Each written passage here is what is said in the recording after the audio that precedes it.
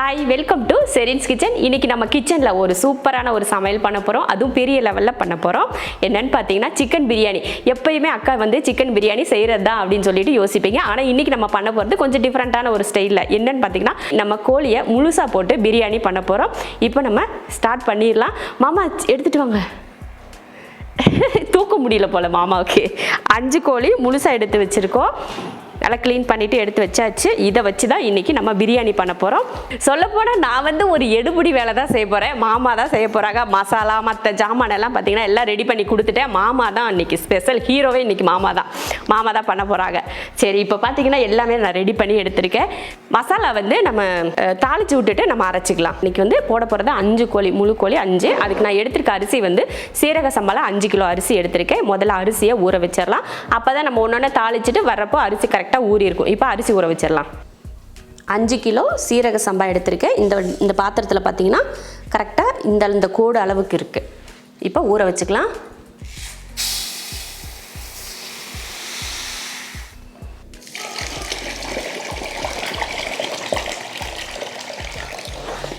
இஞ்சி பூண்டு பேஸ்ட்டு, தக்காளி, வெங்காயம், அப்புறம் புதினா, மல்லித்தலை, தாளிக்கிறதுக்கு தேவையான எல்லாமே ரெடி பண்ணி வச்சாச்சு. இப்போ ஃபஸ்ட்டு நம்ம தாளித்து விட்டுறலாம். தாளிக்கிறதுக்கு பாத்திரம் வச்சதுக்கப்புறம் எண்ணெய் ஊற்றிக்கலாம். எண்ணெய் காஞ்சிச்சான்னு செக் பண்ணுறாராமா. ஐயோ, இவரோட ஆர்வத்துக்கு ஒரு அளவில்லாம் போச்சு. இப்போ நம்ம தாளிக்கலாம். பட்டை, கிராம்பு, ஏலக்காயெல்லாம் எடுத்திருக்கேன். நான் ஒவ்வொன்றுமே 20 ஒரு கணக்கு வேணும் இல்லையா? இப்போ நம்ம போடுறோம் அப்படின்னா ஒரு ஸ்பூனோ ஒரு கையில் இப்படி அள்ளி போட முடியாது. அதனால் எண்ணி எடுத்து வச்சுருக்கேன். ஒரு 20 பட்டை 20, கிராம்பு 20, ஏலக்காய் 20 இந்த மாதிரி எடுத்து வச்சுருக்கேன். இப்போ தாளிச்சுக்கலாம். இப்போ போட்டுடலாம். நல்லா பொரிஞ்சிருச்சு. வெங்காயம் சேர்த்துக்கலாம். 1.5 கிலோ வெங்காயம்.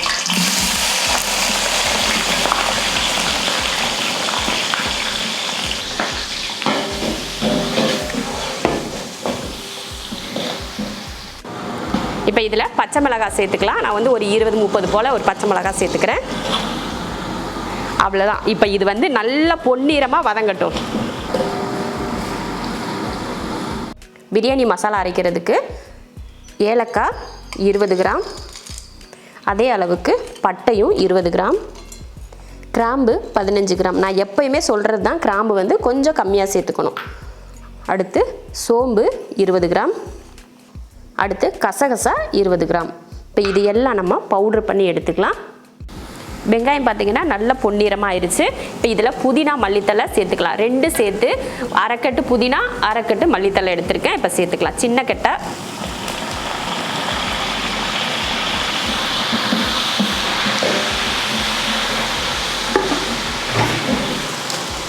பிரியாணி மசாலா நம்ம பவுட்ரு பண்ணியாச்சு. இப்போ நம்ம வெங்காயத்து கூட இதை சேர்த்துடலாம்.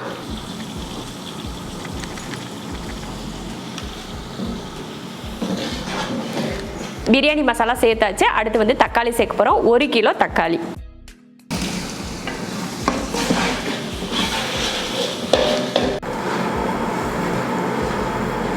அடுத்து தக்காளி ஓரளவுக்கு நல்லா வதங்கிடுச்சு. நம்ம அதிகமாக தானே செய்கிறோம், அதனால் அது வேக சரியாக போயிடும். இப்போ ஓரளவுக்கு வதங்கினதுக்கப்புறம் இஞ்சி பூண்டு பேஸ்ட்டு சேர்த்துக்கலாம். நான் எப்படி அளவு எடுத்தேன்னா 200 கிராம் பூண்டு, 150 கிராம் இஞ்சி எடுத்திருக்கேன். இப்போ அதே தான் அரைச்சி எடுத்து வச்சுருக்கேன். இப்போ அதையே சேர்த்துக்கலாம். நீங்கள் அரைக்கிறப்போ கரெக்டான அளவு பார்த்து அரைச்சிக்கோங்க. 200 கிராம் வெள்ளைப்பூண்டு, 150 கிராம் இஞ்சி எடுத்து அரைச்சிருக்கேன். இப்போ சேர்த்துக்கலாம். புரிஞ்சிருச்சா?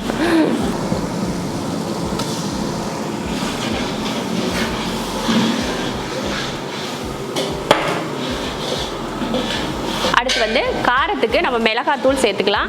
5 கிலோ அப்படிங்கிறதுனால ஒரு 50 கிராம் அளவுக்கு மிளகாத்தூள். காரம் உங்கள் விருப்பத்தை பொறுத்து நீங்கள் சேர்த்துக்கோங்க. ஆனால் நம்ம கொஞ்சம் காரசாரமாக சாப்பிடுவோம் இல்லையா? அதனால ஒரு 50 கிராம் சேர்த்துக்கலாம்.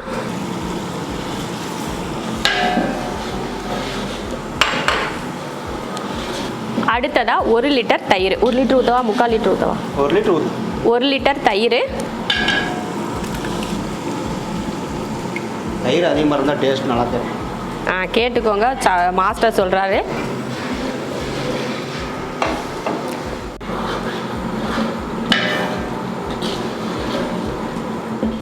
அடுத்து நம்ம சிக்கன் சேர்க்க போகிறோம். மசாலாலாம் போட்டு நல்லா வதங்கிடுச்சு. இப்போ சிக்கன் சேர்த்துடலாம். இனிமேல் தான் இருக்குது மாமாவுக்கு டாஸ்க்கு.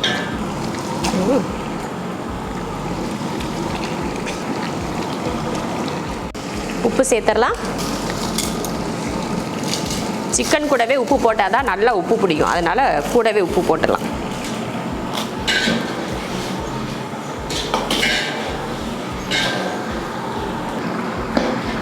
வதங்கட்டுமாமா, வதங்கினதுக்கப்புறம் கூட திருப்பிக்கலாம்.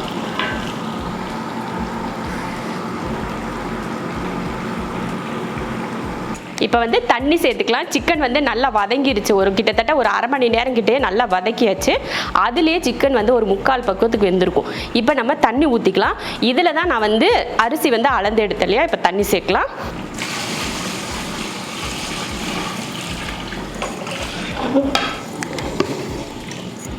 மறுபடியும் எக்ஸ்ட்ரா ஒரு அரை கப் அளவுக்கு தண்ணி, 1.5 தண்ணி ஊற்றிருக்கேன். இதில் இந்த பாத்திரத்தில் 1.5 பாத்திரம் வந்து தண்ணி நான் சேர்த்துருக்கேன். எப்பயுமே நம்ம 1க்கு 1 தான் சேர்ப்போம். இதுக்கு வந்து 1.5 சேர்த்துருக்கோம். எதுக்காகனா நம்ம சிக்கன்லாம் வந்து நல்லா பெரிய பெரிய சிக்கனாக போட்டிருக்கோம் இல்லையா, அது வந்து நல்லா வேகணும் இல்லையா, அதுக்காக கொஞ்சம் ஒரு அரை பாத்திரம் தண்ணி எக்ஸ்ட்ரா ஊற்றிருக்கேன், அவ்வளோதான். இதே நம்ம நார்மலாக சின்ன சிக்கன் போட்டோம்னா 1க்கு 1 போதும். தண்ணி ஊற்றியாச்சு. இப்போ ஹை ஃப்ளேமில் வச்சுருக்கு. இப்போ மூடி வச்சிடலாம். நல்லா கொதிக்கட்டும், அதுக்கப்புறம் எடுத்து பார்க்கலாம். கொதிச்சான்னு பாருங்க. இருங்க, லெமன் ஊற்றிக்கிறேன். இப்போ நல்லா கொதிச்சிட்டு இருக்கு. லெமன் வந்து ஊற்றிக்கலாம். நான் வந்து ஒரு 5 லெமன் வந்து புளிஞ்சு எடுத்து வச்சுருக்கேன், அதையும் சேர்த்துக்கலாம். கொஞ்சம் நேரத்துக்கு வேகட்டும். அந்த சிக்கன் வந்து ஓரளவுக்கு ஒரு 5 நிமிஷம் கிட்டேயே அது நல்லா வேகட்டும். அதுக்கப்புறமா நம்ம ரைஸ் சேர்த்துக்கலாம். ஏன்னா கொஞ்சம் பெரிய கறியாக இருக்கிறதுனால வேகிற கொஞ்சம் டைம் எடுக்கும் இல்லையா, அதனால் கொஞ்சம் நேரம் வேகட்டும். நம்ம அரிசி போட்டுடலாமா?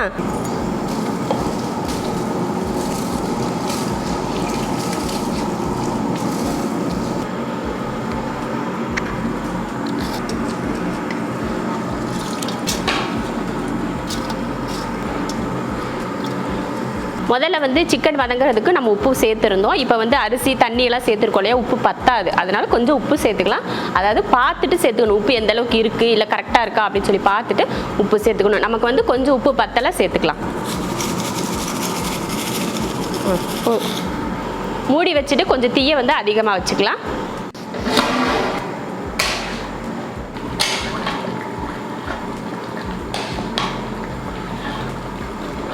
நல்லா வந்து தண்ணி வந்து ஓரளவுக்கு நல்லா வத்திடுச்சு. நம்ம இப்போ வந்து தம் போட்டுக்கலாம். எப்போவுமே நான் சொல்கிறது தான், பிரியாணி வந்து தம் போடுறதுல தான் நல்லா வேகும். அதனால இப்போ தம் வச்சுக்கலாம். நம்ம எப்பயுமே நார்மலாக வீட்டில் பண்ணுற தோசைக்கல்லில் வச்சு நான் தம் பண்ணுவேன் இல்லையா, அதே தான். இறக்குங்க மாமா, தூக்கி வைங்க. நான் வேணா ஹெல்ப்புக்கு வரவா? சொல்லி வைப்போம். ஒன்றும் தூக்கி வைங்க. பெரிய தோசைக்கல் வேணும் இதுக்கு, இந்த பாத்திரத்துக்கு. இது ரொம்ப குட்டியாக இருக்குல்ல. இப்போ மூடி வச்சிடலாமா? இப்போ தம் வச்சு மூடி வச்சுருக்கோம். அடுத்து ஒரு தடவை கிளறி விட்டுட்டு அதுக்கப்புறம் இன்னொரு தடவை தம் போடுறப்ப மேலே துணியோ இலையோ போட்டு நம்ம தம் போட்டுக்கலாம். பாருங்கள், நம்ம ஊற்றின தண்ணி நல்லா வத்திருச்சு. ஏற்கனவே ஒரு டைம் வந்து கிளறி விட்டாச்சு. இப்போ இருக்கிற தண்ணியும் இன்னும் கொஞ்சம் இருக்குது. கிளறி விட்டு இன்னொரு தடவை மூடி வச்சு வெயிட் போட்டுக்கலாம்.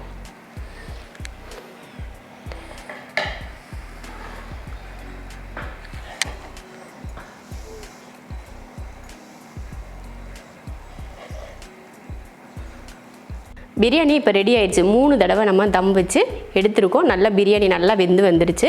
இப்போ நம்ம அடுப்பை ஆஃப் பண்ணிவிட்டு எடுத்து பார்க்கலாம். அவ்வளோதான். சும்மா எல்லாம் எடுத்து பார்த்துட்டு இருக்க வேணாம். இந்த மாதிரி தான் நல்லா வந்துருச்சு பாருங்கள். நல்லா வெந்திருக்கு, அரிசியும் நல்லா வெந்திருக்கு. டேஸ்ட் பாரு, டேஸ்ட் பார்த்து தெரியும். ஒரு தட்டில் போட்டு தான் சாப்பிடணும். சூப்பர். காரம் எல்லாம் நல்லா இருக்குது. ஒரே ஒரு குறை மட்டும் நான் சொல்லிக்கலாமா? கொஞ்சமாக உப்பு பத்தலை. என்ன பண்ணுறது, பத்தலை அப்படின்னா ரொம்ப இல்லை. நம்ம எப்பயுமே நல்லா உப்பு வரைக்கும் சாப்பிடுவோம் இல்லையா, அதை விட கொஞ்சம் கம்மி. மாமாவுக்குலாம் இது சரியாக இருக்கும். ஏன்னா மாமா வந்து அந்தளவுக்கு உப்பு சாப்பிட மாட்டார், கம்மியாக தான் சாப்பிடுவார். அவருக்குலாம் சரியாக இருக்கும். ஏன்னா நிறையா கிண்டிகிட்டே இருக்க வேணாம். போதும் அப்படியே இருக்கட்டும். கிண்டுனா கறியெல்லாம் உடஞ்சி போயிடும். அப்படியே முழுசு எடுத்து வச்சுக்கலாம். அவ்வளோதான். பிரியாணி ரெடி ஆயிடுச்சு. 5 முழு கோழி போட்டு 5 கிலோ அரிசி போட்டு பிரியாணி அருமையாக சிக்கன் பிரியாணி ரெடி ஆயிடுச்சு. வீட்டில் நீங்கள் செய்யணும் அப்படின்னு நினச்சிங்கன்னா, இந்த மாதிரி கெஸ்ட்டு யாருனா வந்திருக்காங்க இல்லை ஃப்ரெண்ட்ஸோட சேர்ந்து இந்த மாதிரி ஜாலியாக ஒரு பண்ணால் ஒரு சமையல் பண்ணணும் அப்படின்னா, இந்த மாதிரி ஜாலியாக செஞ்சு நீங்கள் வாட்டுக்கு வேலையை பார்த்துட்டு சாப்பிட்றது ரொம்ப நல்லாயிருக்கும். நம்ம வீட்டில் பிரியாணி செஞ்சு சாப்பிட்ட ஒரு ஃபீலும் இருக்கும். அதனால் கண்டிப்பாக இந்த மாதிரி பிரியாணி செஞ்சு நல்லா என்ஜாய் பண்ணுங்கள். சூப்பரான ஒரு பிரியாணி ரெடி ஆயிடுச்சு. இதே மெத்தடில் கண்டிப்பாக செஞ்சு பார்த்துட்டு சொல்லுங்கள். அடுத்து கொடுக்குறவங்களுக்குலாம் நம்ம பார்சல் போட்டு கொடுத்துடலாம். அப்புறமா கேட்டிருந்தீங்க யாருக்கு கொண்டு போய் கொடுக்குறீங்கன்னு சொல்லிட்டும் கேட்டிருந்தீங்க. அது சஸ்பென்ஸ், இன்னொரு நாளைக்கு நான் சொல்கிறேன் யாருக்கு கொடுக்குறோன்னு.